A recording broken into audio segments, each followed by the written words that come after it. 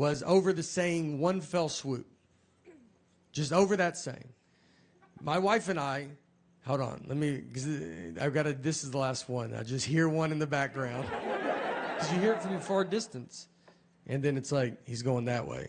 Does it sound like he's going the other way, right? All right.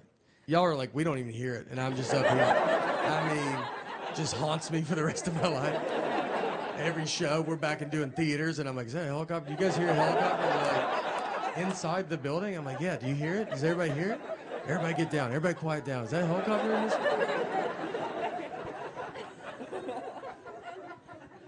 All right.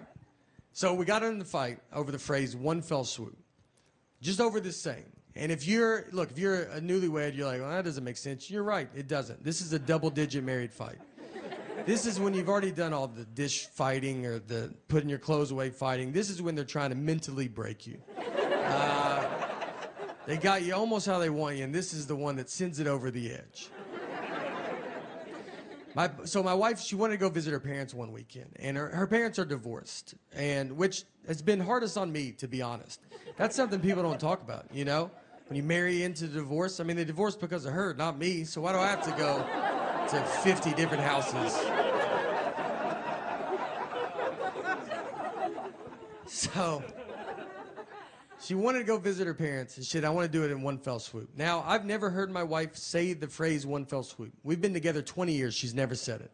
And it felt like someone that day told her, hey, you should start using one fell swoop more. And she goes, I'm about to call my husband, and goes, perfect, use it 40 to 50 times on him. So she calls me and she goes, I want to go visit my parents and I want to do it in one fell swoop. And I go, all right, let's do it in one fell swoop. She goes, I want to do it in one fell swoop. I go, let's do it in one fell swoop, you know? Let's swoop it up, I'm down. And she kept saying it, one fell swoop, one fell swoop. I mean, over and over again. And then when she went to describe this one fell swoop trip, she goes, we'll go to my mom's, come home, then go to my dad's. And so I just like waited and she didn't say anything. And I just go, that's not what one fell swoop means. And instead of possibly just being wrong, she goes, I know what one fell swoop means. I go, yeah, it doesn't sound like you do, all right? And we have the same last name. I can't have you out there in a one fell swoop conversation. What do you think two birds, one stone mean? Let's just go through them all. I don't know if you know any of these. She hangs up on me. So I get home, and you know when you walk home and you've been in a fight, and you're like, all right, how long is this fight? Is it happening still? Is it over? I don't know. I got to fill it out, you know?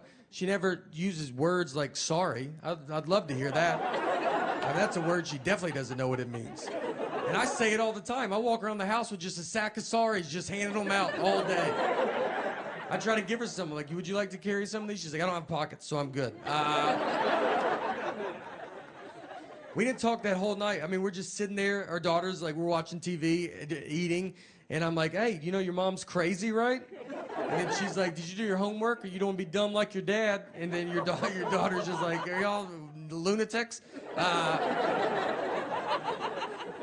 So I'm laying on the couch, and my wife just came over, and she kisses me goodnight, and then she went to bed. And that was it, you know? That was like, I felt like it was her sorry, I guess. But she didn't say it. And so I was like laid there, and I'm just thinking about it. And you think about it a lot because you're like, all right. Because you learn the longer you get married, sometimes it's like, just let stuff go. You know, who cares? And the next morning I get up, and I kind of still wanted to talk about it because we didn't talk all night, you know? So I went into her, I was like, look, I got to tell you, I mean, it's just not what it means, you know? And that got it going real good. But I felt so good about this argument, you know? I thought about it all night. I was like, you got this one in the bag, man. You should bring it back up. I'm not trying to date her anymore. I'd like to win a fight. We're going to die together. I almost woke her up in her sleep. That's how much I was so excited. I almost just started shaking her going, it's not what it means. Our marriage almost ended in one fell swoop. So, all right, thank you guys so much for coming out to this. Truly appreciate it. You might not even know you have it on your phone. It's worse than what the government's doing.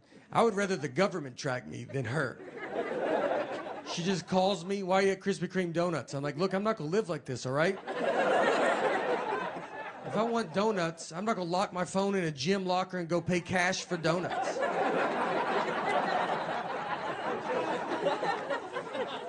I've done it, but I'm not gonna do it every time. God forbid I go to a store she has a coupon for. I mean, I'll be walking into the parking lot, just get a call, don't buy anything, I have a coupon. I'm like, do you think I'm gonna come home and get that coupon? Is that what you think's about to happen? I'm gonna try to pay more now that you called. I don't even know if Target allows that, but I'm gonna try to negotiate up on this toothpaste. You better hope they don't ask me to round up. I'm rounding up. I hate coupons so much, and she's addicted to them. She will not let me leave. Like, I got a coupon. I'm like, I just feel so stupid. I'm buying deodorant, and I'm like, I don't have all the money, but I'm almost there. But I do have this coupon. One day, I hope to be able to pay full price. We are saving up as much as we can. One of the best fights we got in. It was not, I mean, the fight wasn't good, just ridiculous fight. Our daughter still sleeps in our bed, too, and parents don't like that when you say it. They're like, you got to keep them outside, don't look at them. It's my fault. So we had a kid late in life. We have one kid, and so we're kind of hitting all the sites. And I would be, when I get home, I travel a bunch, and I get home, I'd want us to all sleep in the bed together. And I've kind of built up a habit now, and it's happening. So it's tough, though, because kids don't know how to sleep. I mean, she makes king bed feel like a twin. I mean, I'm on the edge. When I sleep alone in a hotel, I have to sleep with my head on the nightstand. It's the only way I know how to go to bed. She gets sideways, upside down. If you woke up upside down tomorrow, you would go to the hospital. She's also apparently going through menopause because she's the hottest human being that's ever lived. I mean, I'm freezing at night. She just kicks all the covers off, and you're like, yeah, no, you go ahead. It's your bed. We're lucky to be in it. She's got to get out at some point, you know? I don't know. She'll be 37 years old. Hey, can I get in the bed with you guys? Her kids are upstairs asleep in their bed. Her husband left a while ago. He ain't gonna put up with that. I have a daughter, and my daughter's name is Harper. So a lot of people ask, they're like, oh, did you name her after Harper Lee, the author of To Kill a Mockingbird? And, you know, I've never thought about an author a day in my life. So that never occurred to me. I mean, my middle name's Lee, and just never crossed my mind. I love having a kid. I love when kids cry. It's just innocent. I love how innocent it is. They cry over a tag in their shirt. And, I mean, they're bald. Just, they don't like, it feels weird. And then, I mean, if you walk, you'd be like, is your house on fire? Like, I've never seen someone cry this much. It's over nothing. She's on her iPad a lot. You know, that's the hard part. You got to get these kids off. Or you don't want technology all the time. She just sits there on her iPad. She wants to be a YouTuber, which as a comedian makes me furious. She watches all these kid YouTube videos, and now she makes her own videos. It's just her sitting there going, hey guys, what's going on? Click the links below, subscribe, leave a comment. None of this is anywhere but my phone. I got 90 hours of this. Not on YouTube. Me and her mom are the only subscribers. She just watches kids playing with toys, too. Like, that's what's crazy. It's not like a show. I'd be fine if she watched a show. She watches just a kid that's like, hey, you don't have this toy? I do. You want to see me open it? It's got 5 billion views. It looks like we buy her nothing. Like, we just show her, if you want to watch a kid have fun, but you're never going to have fun in this house. And to make fun of my generation, just so it doesn't seem like I'm trying to skip over, another hotel I was at, another syrup incident, actually. I mean, I'm a big fan of waffles, so syrup, I'm around syrup quite a bit. And we're at a Holiday Inn Express. So the breakfast buffet there is where they have the cereal where you turn the knob and like 4 pieces fall out. It's like how you feed a cat for a long weekend, you know? That's enough. They had batter and syrup. And so they had the waffle iron where you make it yourself. So you pour the batter on the waffle iron, you shut it, you turn it over, it locks, it cooks for 2 minutes, you turn it over, you open it, half the waffle comes off, half stays forever. That's how you eat a waffle. So I'm with my buddy of mine that's my age. So we go through, he's in front of me, not really talking or anything, just going through. He gets to it, it's batter and syrup, they're in clear containers. They're not labeled, but they're in clear containers. He gets the syrup and starts pouring it on the waffle iron. And I'm not even stopping him because he's not doing it where he's going, I've never done that. He's doing it where we're probably going to try it after. I mean, he's just like, we're like, dude, I can't wait to see what this guy's making. Like, he might know something that I don't know. He shuts it, turns it over, it cooks. He's like looking at us. We're like, I mean, the whole line's like, yeah, what is that going to be? And it makes black smoke is what it makes. Just, I mean, dark black smoke. Just starts filling the lobby. The manager comes over. He's like, what are you doing? He's like, I guess I poured the wrong one. These are not labeled. And the guy's like, they're in clear containers. Do you not know the difference of batter and syrup? And he's like, I bet it happens all the time. He goes, I've worked here my whole life and I've never seen this. So they threw the waffle iron. They just throw it away. That's what they have to do. Just throw it away. It's over. And now there's no waffle. I mean, we went from all about to get a waffle to it's upside down in a trash can. And then he just turns and looks, and it's just a line of people with that little foam plate. And just everybody's sad. I just hear someone in the back go like, I set my alarm for this.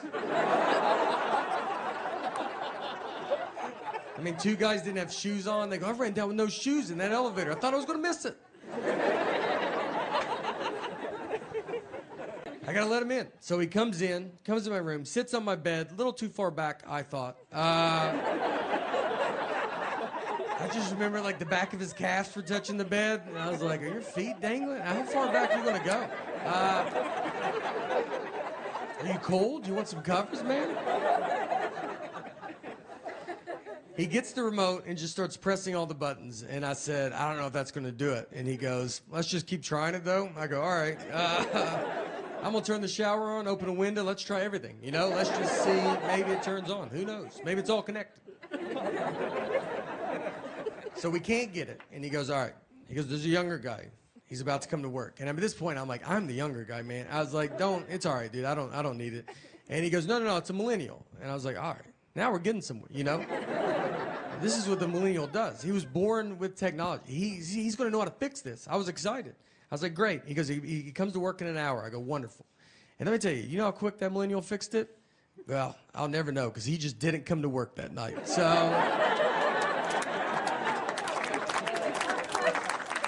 didn't call in, nothing. And I found out because the old guy called me because he was supposed to fill in for him. He was furious, dude. Like, he hates that millennial. He goes, he never comes to work. He doesn't take it serious. He's got a peanut allergy. And I was like, all right, well, I ended up fixing it myself because it was just unplugged. So that's my fault. The next morning, I dealt with my daughter's generation, which is a generation that I feel like just thinks about themselves, you know? And so I go down to breakfast. They have the breakfast buffet. So we're all going through it. This little girl's in front of me. And she has waffles. So she gets a waffle, and there's a coffee pot worth of syrup sitting on a plate. So it's like you pour it, and then you leave it back on the plate, and then you go and eat your breakfast. So she gets the syrup, and she just takes it to her table. So now the syrup's gone. And I see this happen, but no one else does. So I'm hearing other people go through, and they're asking where the syrup's at. And it's starting to become a problem. I mean, people are like, where's the syrup? And the hotel's like, I don't know. That's all the syrup we have was out there. And I know where it's at, but I'm not trying to get involved, you know? I didn't wake up and just think, I hope I get to talk to everybody this morning. I mean, when you roll out of bed, you're not like, I hope I'm about to get in the thick of it down there. So I'm just trying to say stuff as I walk by people. I'm like, maybe someone took it to their table. Look around, maybe. I just like keep going. Do you see that little girl's table over there? Maybe they have it. And no one's picking up on this, so I just have to go get it. And this girl's sitting with a bunch of her friends. So I go over to them, and I was like, hey, can we get that syrup back? That's kind of for the entire hotel. And they go, whatever. All of them. Just blew me off. And then the father in me kicks in. I go, all right, well, just a heads up, just so you guys know, I did nothing wrong, and you guys have ruined breakfast for everybody. I don't know if you've ever eaten out in public before, but do you see me over here with a tub of eggs? Do I have all the eggs? You did everything else, and for some reason you thought, I bet this is all my syrup. And where are your parents at, you know? A couple of them started crying. Felt good, to be honest. I was away for a little bit. I like to practice on other children, you know, my discipline.